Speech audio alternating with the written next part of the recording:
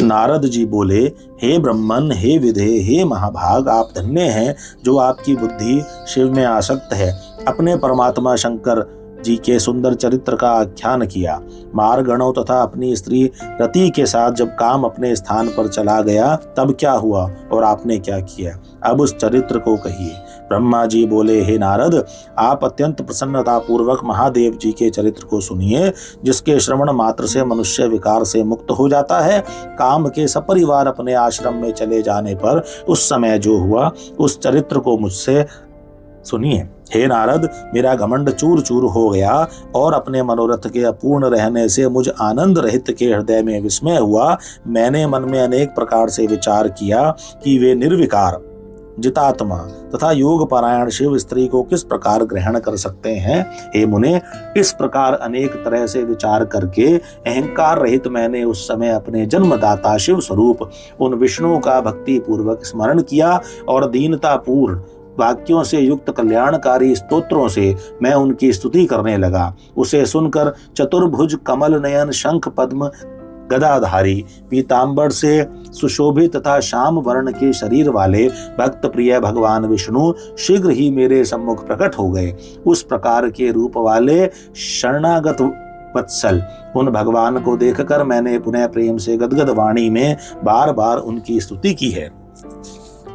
अपने भक्तों के दुख को दूर करने वाले भगवान विष्णु उस स्तोत्र को सुनकर अत्यंत प्रसन्न हो मुझ शरणागत ब्रह्मा से कहने लगे।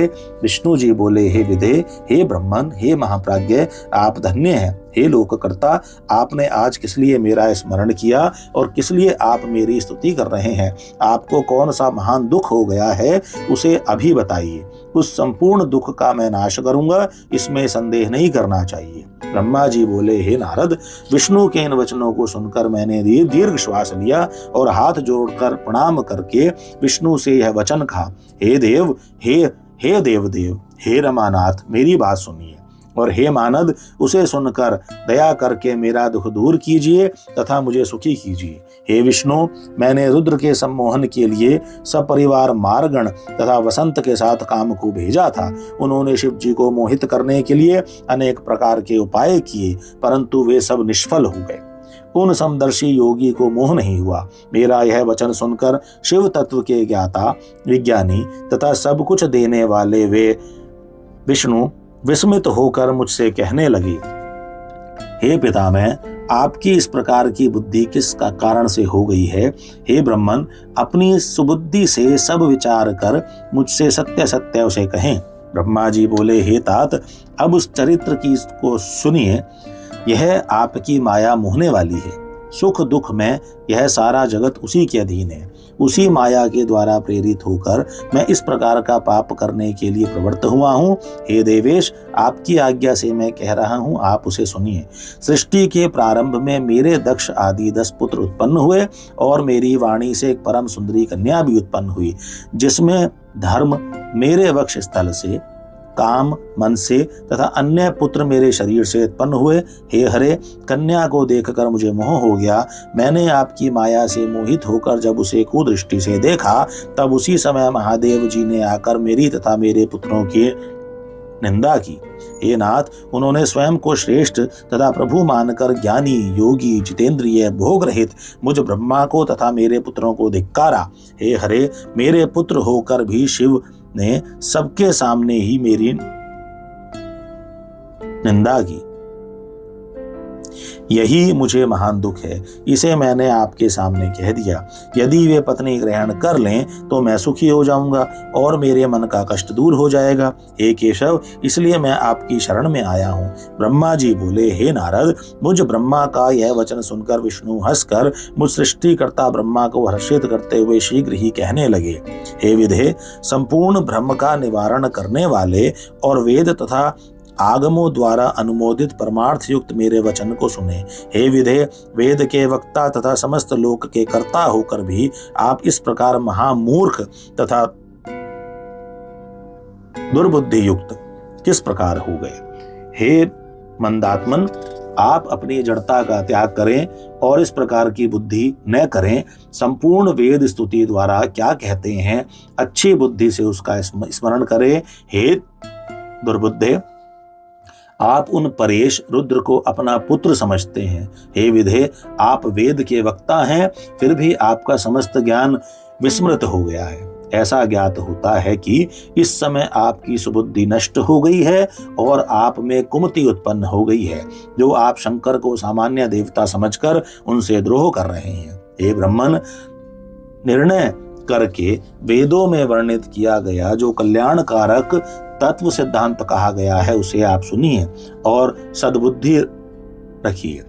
शिवजी ही समस्त सृष्टि के कर्ता, भर्ता, हर्ता, परात्पर, परब्रह्म, परेश, निर्गुण, नित्य, अनिर्देश्य, निर्विकार, परमात्मा, अद्वैत, अच्युत, अनंत, सबका अंत करने वाले, स्वामी, व्यापक, परमेश्वर, सृष्टि पालन, संहार को करने वाले, सत्व, रज, तम, इन 3 गुणों से युक्त, सर्वव्यापी, रज, सत्व, तम रूप से ब्रह्मा, विष्णु तथा महेश्वर नाम धारण करने वाले, माया से भिन्न, इच्छा रहित, माया स्वरूप, माया रचने में प्रवीण, सगुण, स्वतंत्र, अपने में आनंदित रहने वाले, निर्विकल्प, अपने में ही रमण करने वाले, द्वंद्व से रहित, भक्तों के अधीन रहने वाले, उत्तम शरीर वाले, योगी, सदा योग में निरत रहने वाले, योग मार्ग दिखाने वाले,